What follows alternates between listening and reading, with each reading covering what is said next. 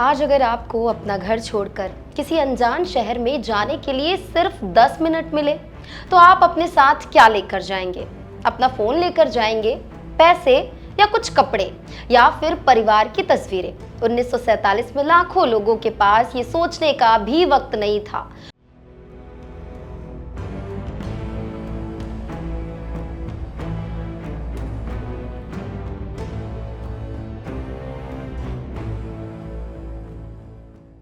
उन्हें बस इतना पता था कि जिस घर में उनकी कई पीढ़ियां रही हैं, अब उसे छोड़ना पड़ेगा।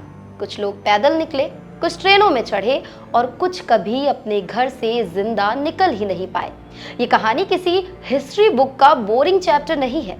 ये उस पीढ़ी की कहानी है जिसने अपनी आंखों के सामने अपना घर, अपना शहर और अपने रिश्ते बिखरते देखे।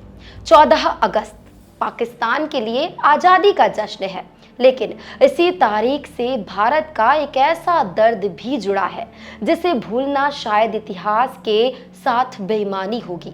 एक ऐसी लकीर खींची गई जिसने सिर्फ जमीन नहीं बांटी, परिवार बांट दिए, रिश्ते बांट दिए, घर बार छीन लिए और लाखों लोगों को रातों रात शरणार्थी बना दिया। सवाल यह है, आखिर वो कौन सी परिस्थितियां थी जिनकी कीमत आम लोगों ने अपनी जान और अपनी विरासत देकर चुकाई? 1947 का विभाजन सिर्फ नक्शे पर खिंची एक सीमा नहीं थी। ये करोड़ों लोगों की जिंदगी में आया ऐसा तूफान था जिसने पीढ़ियों तक असर छोड़ा। इसी दर्द और उन लाखों लोगों के संघर्ष की याद करने के लिए प्रधानमंत्री नरेंद्र मोदी ने 2021 में हर साल 14 अगस्त को विभाजन विभीषिका स्मृति दिवस के रूप में मनाने की घोषणा की। इस दिन का मकसद सिर्फ दुख को याद करना नहीं, बल्कि उन लोगों को नमन करना है जिन्होंने अपना घर, जमीन, कारोबार और अपनों को खोने के बाद भी हार नहीं मानी और नए सिरे से जिंदगी शुरू की। लेकिन सवाल है, आखिर विभाजन हुआ क्यों?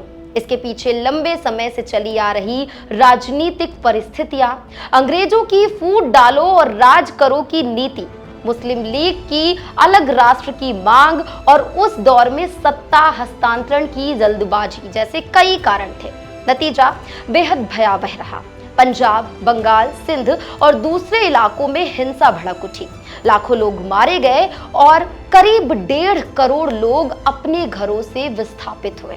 परिवार बिछड़ गए। ट्रेनें शरणार्थियों से भरकर चलती थी और कई बार वही ट्रेनें लाशों से भरी हुई पहुंचती थी। विभाजन में हमने सिर्फ घर नहीं खोए, हमने अपनी सांस्कृतिक विरासत का एक बड़ा हिस्सा भी पीछे छोड़ दिया। ननकाना साहिब, पंजा साहिब, कटा सराज, तक्षशिला जैसे ऐतिहासिक स्थल नई सीमा के दूसरी तरफ चले गए। सिंधी, पंजाबी, मुल्तानी और बंगाली समाज की सदियों पुरानी सामाजिक और सांस्कृतिक निरंतरता भी टूट गई और इस त्रासदी में महिलाओं ने सबसे भयानक दर्द झेला। बड़ी संख्या में महिलाओं का अपहरण हुआ, उनके साथ अत्याचार हुआ और हजारों परिवार हमेशा के लिए बिखर गए। विभाजन की कहानी में जोगेंद्र नाथ मंडल का किस्सा भी बेहद महत्वपूर्ण है। मंडल दलित समाज के बड़े नेताओं में से एक थे। उन्हें उम्मीद थी कि नए पाकिस्तान में दलितों को बराबरी और राजनीतिक अधिकार मिलेंगे। पाकिस्तान बनने के बाद उन्हें कानून और श्रम मंत्री भी बनाया गया। लेकिन समय के साथ मंडल ने वहां दलितों और हिंदू अल्पसंख्यकों की स्थिति को लेकर गंभीर चिंता जताई। उनके आरोप के मुताबिक जबरन धर्मांतरण, महिलाओं के अपहरण, संपत्तियों पर कब्जे और भेदभाव ही घटनाओं पर सरकार पर्याप्त कार्रवाई नहीं कर रही थी। आखिरकार मंडल इतने निराश हुए कि उन्होंने 1950 में पाकिस्तान सरकार से इस्तीफा दे दिया और भारत लौट आए। ये कहानी हमें बताती है कि विभाजन सिर्फ सीमाओं का नहीं, बल्कि उम्मीदों के टूटने का भी इतिहास था। और सोचिए, अगर 1947 में देश का विभाजन नहीं हुआ होता तो आज दक्षिण एशिया की तस्वीर कितनी अलग होती। शायद कराची से मुंबई और लाहौर से दिल्ली तक व्यापार का एक बड़ा नेटवर्क होता। साझा नदियों, संसाधनों और बाजारों का इस्तेमाल एक साथ होता। लेकिन इतिहास अगर से नहीं बदलता। जो हुआ उसमें हमें सीख जरूर लेनी चाहिए। विभाजन के बाद लाखों शरणार्थियों ने टेंटों, शिविरों और अस्थायी बस्तियों से अपनी जिंदगी दोबारा से शुरू की।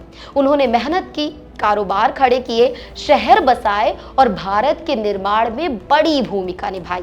इसलिए 14 अगस्त सिर्फ एक तारीख नहीं है, ये उन लोगों को याद करने का दिन है जिन्होंने अपना सब कुछ खोकर भी अपने हौसले को नहीं खोया।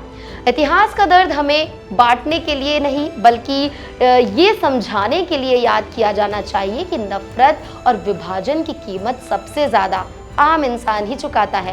क्योंकि जमीन पर खिंची एक लकीर मिटाई जा सकती है, लेकिन उस लकीर से टूटे परिवारों और बिखरी यादों के निशान पीढ़ियों तक रहते हैं।